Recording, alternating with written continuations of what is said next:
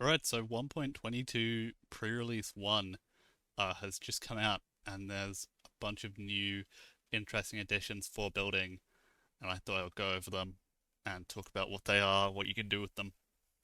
I've just got this showcase area set up here for everything, but the first thing is weapons can be placed on antler mounts now, and fish. So antler mounts have been renamed to wall mounts, and you can put weapons and fish on them as well as antlers. So foxes, spears, bows, the short sword, estoc, and any fish you catch in taxidermy. Now, a really exciting feature for building is cabinets that have been added, and they are these kind of dynamic storage options where you can put items in depending on their hitbox size. So if I get something like an ore nugget and let's say a locust head, these actually have different hitboxes depending on their size, and then you can put them in there and rotate them using a wrench. So it really opens up a lot of possibilities for little decorative things you can do in a build, making the build feel lived in. You can also put clothing in cabinets, although right now it's only shirts and coats. Pants don't work, but that seems like the kind of thing that might be added at a later time. Also, cabinets can be used to store small chiseled blocks, so I just made this little wooden goblet thing, and I can actually put that inside of a cabinet, which is really cool, and I'm very excited to mess around with this more and see what kinds of things people are going to do with this ability. You can also add doors to cabinets, which are modular, so the wood type of the door doesn't necessarily have to be the wood type of the cabinet. You actually get the doors as a separate item and then can use them on the cabinet to add them in. Currently there's two door types, which are solid and then glass. All of these can be obtained in survival as well, which is really exciting. I really like the cabinets. By the way, if you want to know all of the items that can be stored in cabinets, just take a look on the handbook page because it lists all of them, including some of the clutter items that you can now put in cabinets. Lanterns and oil lamps have got some changes. So these small lanterns exist now, and they are just as costly as normal lanterns used to be to craft, and the crafting recipe for normal lanterns has been made more expensive. But these give off the same amount of light, so these are the new normal lanterns. Normal lanterns are now large lanterns, which give off even more light, but are more costly. These small lanterns also hang from the ceiling on a chain and can be attached to blocks, just like normal lanterns. They come in all the different types of metal that the normal lanterns come in as well. Oil lamps got a model update and look different when hanging from the side of blocks now. They hang from this wooden peg that's in the wall instead of just being directly attached to it. Both the new small lanterns and oil lamps can be ground stored, so you can put four inside of a single block or add other things just like regular ground storage. If I get a small lantern and I get a pair of shoes, they can both go in the same space. Add a sewing kit. So they're a lot more versatile than the bigger lanterns, since those can't be ground stored with other items added. This is an addition I was very excited for. Mannequins have finally been added, so you can make the full body mannequin as well as just the head, torso, and legs, and then you can dress them up however you want. The leg mannequins can wear belts, same as the torso mannequins, so some accessories can be worn on either, and then the full mannequin can wear any clothing item. Mannequins are different from armor stands. So armor stands are slightly taller and can only wear armor pieces, not clothing, and mannequins are slightly shorter and can only wear clothing and not armor pieces. Armor stands can also equip weapons and be posed with a wrench. Mannequins can't equip any items and can't be posed with a wrench. Another difference is that armor stands are entities and can be pushed around. Mannequins are solid blocks, and so you can't move them, they don't have gravity. Aged wood and very aged wood finally got some of the consistency that I was really hoping they'd have one day. So aged planks have been added with this texture as opposed to the old ones which were this texture. And I really love the look of these. They look so nice. This kind of darker brown compared to oak planks. Of course, these are still in the game, this texture. These are just very aged wood now, and these are the aged wood.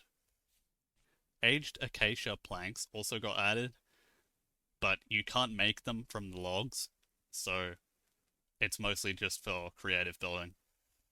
And just over here, rotten and very rotten logs, I think, got a slight texture change because this very rotten texture seems a bit different to me.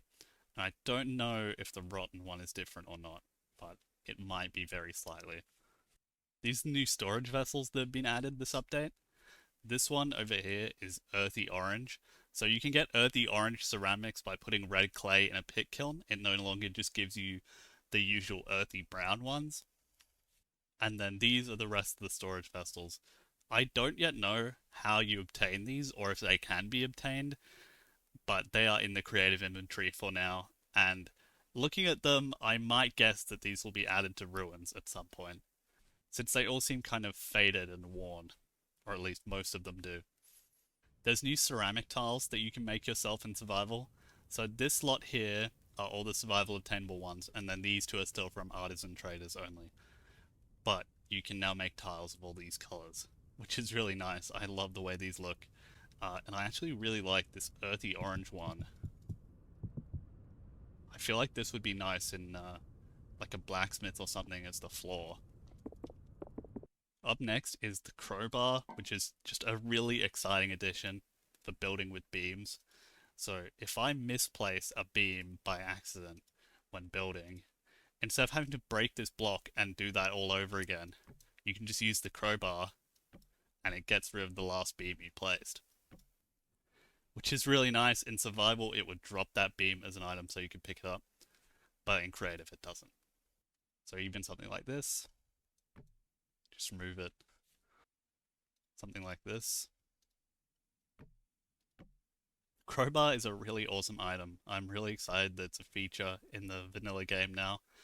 And you can just smith it, so it's survival obtainable. This is a big one for building ruins in creative mode. You can apply moss decor to a wide variety of items now, not just blocks. So there's some mossy vessels here, mossy forges, some clutter items, and some walls with the new moss decor layers that have been added. And this looks really nice. You can make a build feel properly overgrown by putting moss on everything.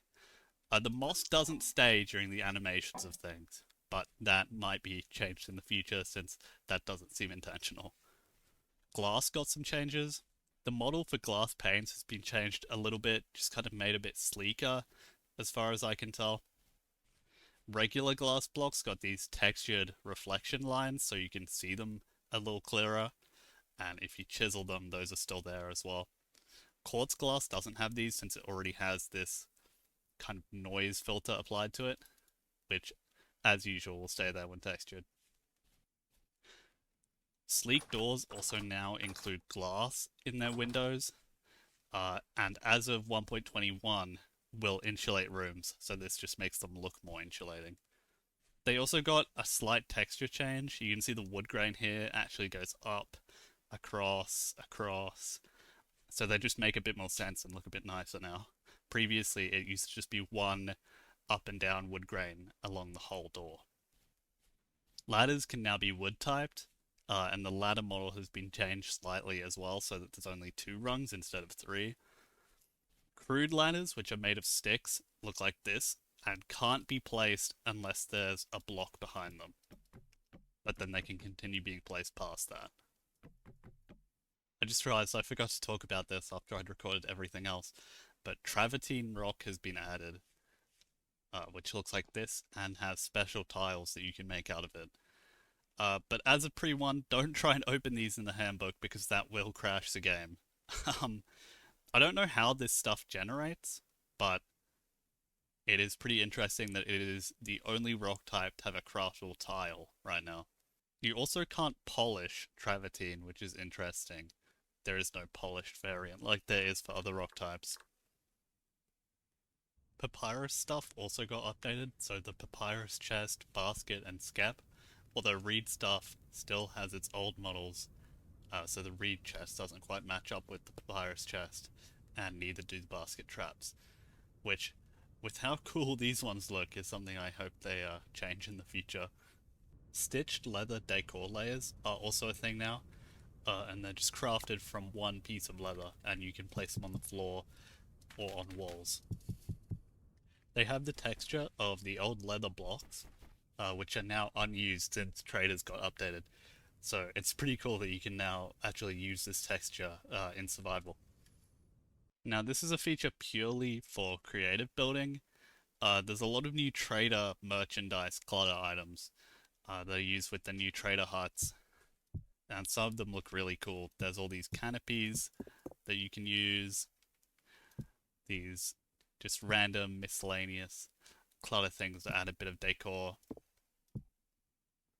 And I think the canopies are my favorite trader furniture because you can finally have a kind of market stall type build. Sadly, though, they are not available in survival, so none of this trader furniture can actually be obtained outside of creative mode. I feel like that's a little bit of a missed opportunity, at least for some of these basic pieces like the tables. I think it could be cool if the furniture trader maybe sold trader furniture, since it's in the name. But we'll see what happens with that in the future, because who knows, maybe one day they will make these obtainable.